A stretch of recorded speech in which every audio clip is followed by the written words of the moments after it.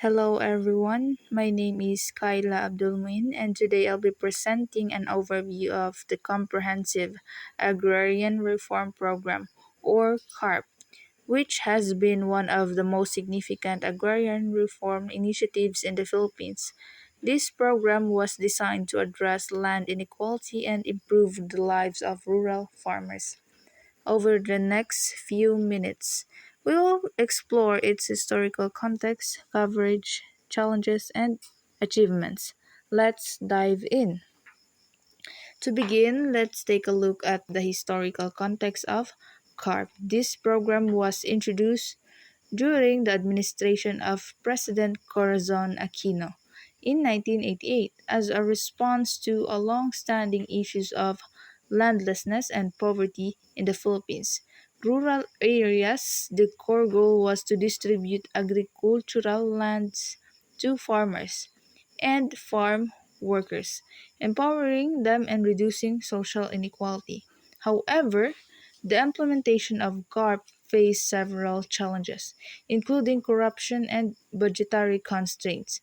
Despite these obstacles, the program was implemented through the Department of Agrarian Reform of DAR, and it was backed by Republic Act 9, number 6657, which provided the legal framework for the land distribution process.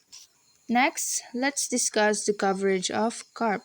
This program applies to all public and private agricultural lands in the country. It also includes lands of the public domain that are suitable for agriculture, but excludes reclassified forest or mineral lands.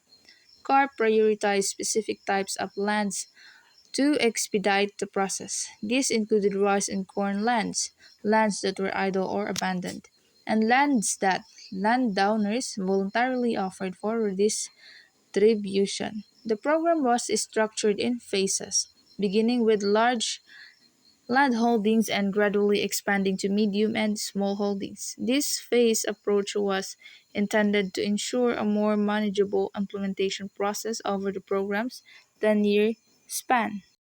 Moving on to the challenges faced during CARP's implementation, one of the most significant barriers was corruption and graft within the system, which slowed down the land distribution process and reduced its effectiveness. Additionally, there was lack of political will, which hindered the program's full implementation, and resistance from landowners further delayed progress.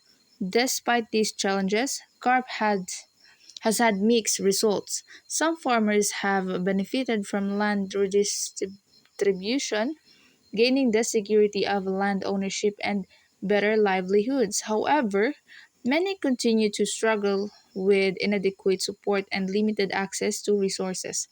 Land redistribution and tenure security remain major issues, which suggests that further reforms are needed to address these ongoing challenges. Let's now turn to the key provisions and mechanisms of CARP that were designed to support its implementation. First, land acquisition and distribution were handled through two methods: compulsory acquisition of private agricultural lands and voluntary land transfer. For landowners, there were retention limits, which set up a maximum amount of land they could keep. In addition to land distribution, CARP also provided various support services to help farmers improve their productivity and livelihoods. This included credit assistance, technical help, and infrastructure development. Furthermore, CARP aimed to provide land tenure security by issuing land titles to beneficiaries and creating dispute resolution mechanisms to address any conflicts that arose between landowners and farmers. These mechanisms were meant to protect the rights of those who receive land under the program and ensure long-term stability for agricultural communities. In conclusion, the Comprehensive Agrarian Reform Program, or CARP, was a significant attempt to address the pressing issue of land inequality in the Philippines. It sought to reduce poverty in rural areas by redistributing land to farmers and farm workers. While CARP has achieved some successes, such as the redistribution of millions of hectares of land, it has faced challenges that have prevented it from fully realizing its goals. For the program to be truly successful, continued efforts are needed to resolve issues like land tenure security, support for farmers, and political will to implement reforms.